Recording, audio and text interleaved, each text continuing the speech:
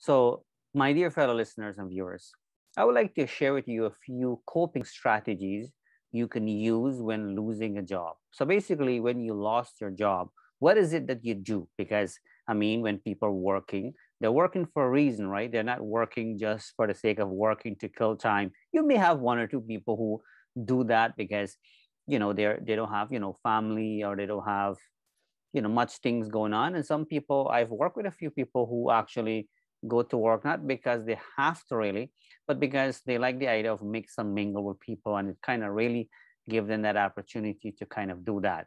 However, when you're working to pay the bills, I'm referring to here, so when you're working because you have a mortgage, or you have, rent to pay, or you have those kinds of responsibility, what happens when you lose that job? Right, I'm not sure if you've been in that situation, but in my profession, I've had the opportunity to meet with a lot of people, who have lost their job as a job developer, an employment counselor, to kind of to kind of give you a different name for it.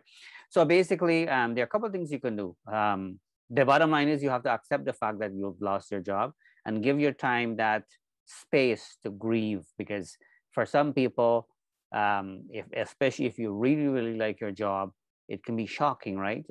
Keep in mind, once you lose your job, depending how long you've worked at the place and so forth, your severance package might not be a huge one. It might be just a few weeks, um, pay kind of thing. And so it is extremely difficult. But you want to make sure you take the time to grieve and accept the fact that you've lost your job, right? It's not going to come back, right? Sometimes people try to fight it out, depending if you work for a company that has union and all of that. But do accept the fact that, just like anything else, when somebody die, you really have to accept the fact that they're gone, right? It is the easiest thing to kind of do, really. And but after that, though, you want to make sure that you take the time to kind of dig into yourself, as I keep saying, to recognize some of your own skills. Because in some cases, believe it or not, losing a job can probably a stepping stone or an opportunity for you to get into something better than you have been doing, right? So you will have to look into yourself to see, what other skills you have. You will have to kind of see, try to kind of test out, your motivation to see what is it that you're willing to do moving forward from here. Are you willing to retrain, right? Are you willing to take a course, a program, and so on? Here in Canada, obviously, if people lose their job, depend their conditions, by the way, but you can go and retrain, and the government will pay you up to $28,000, right? And that's the second career I'm referring to for those of you who live in Canada here. And there are obviously probably different programs elsewhere. So are you willing, though the funding is there and support is there, are you willing to kind of go through that whole process again of going back to school, retrain for something different?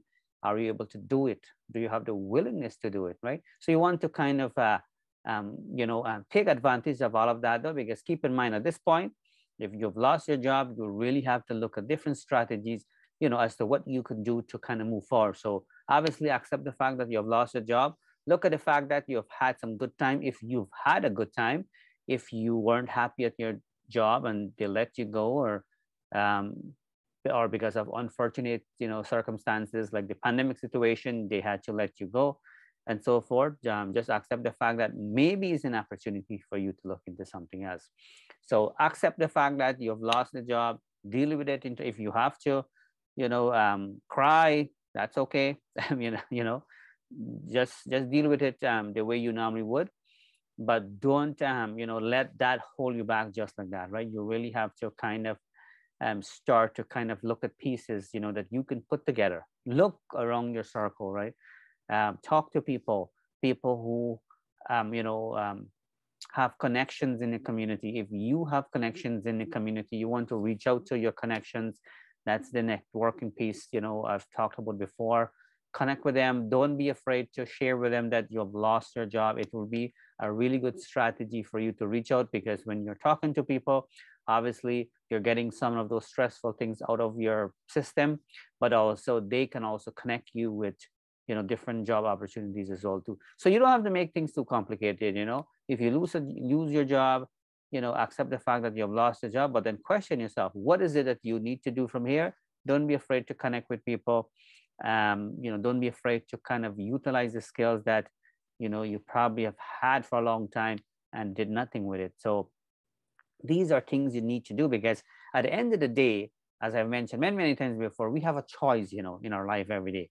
Do we just sit and cry about it? Do we just kind of say, well, this is the end? Or do we kind of try to put a positive spin to it and say, you know what, maybe this is the beginning, right? So that's the kind of spin you want to put to it. So I hope that these couple, strategy really work for you if you are in a situation where you are currently out of a job.